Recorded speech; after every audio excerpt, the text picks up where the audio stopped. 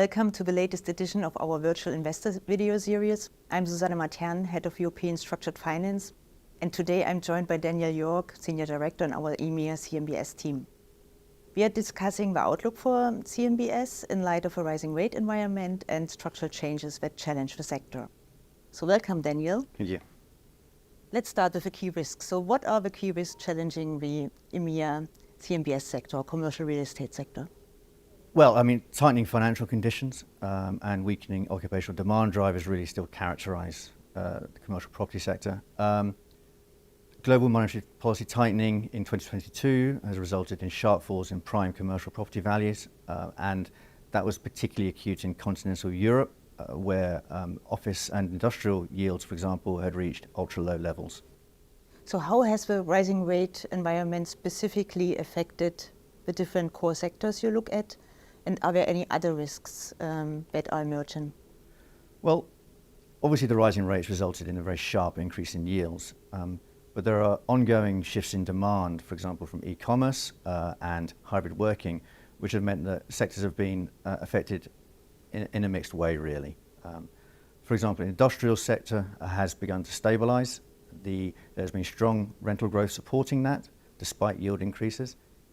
That's really been from demand for local storage and supply chain infrastructure, which was initially boosted by the pandemic disruptions, but also the growth of e-commerce.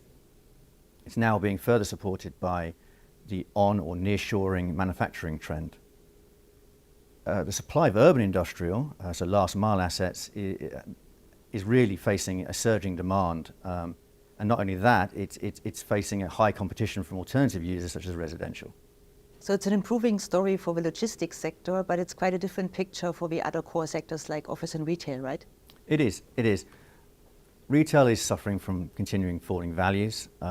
This is really going to continue until the danger of the oversupply has been resolved. That's really been driven by years of falling high street sales, and the rationalisation process to try and fix that, which is going to hinge on local factors, is going to continue to drive ongoing redevelopment into other asset types.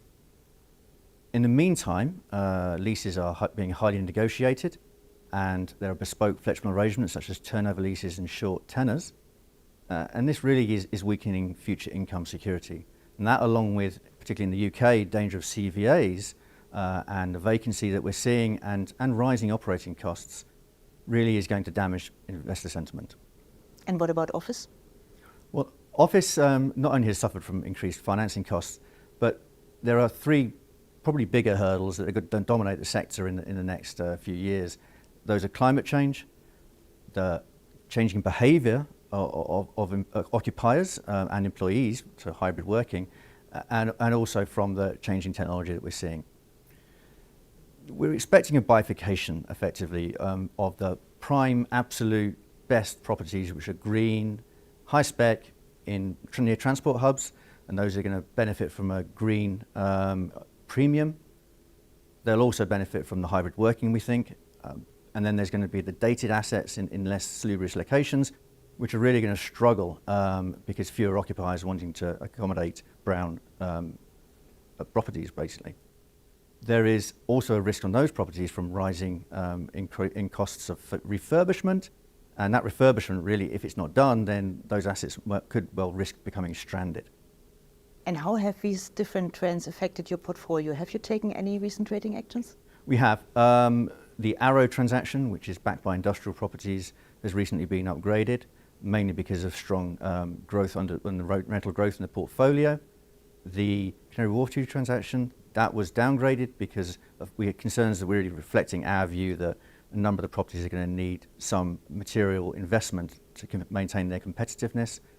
And then finally, we had the Italian transactions, which are backed by retail properties, and really it's just weakening occupational demand that's the problem there.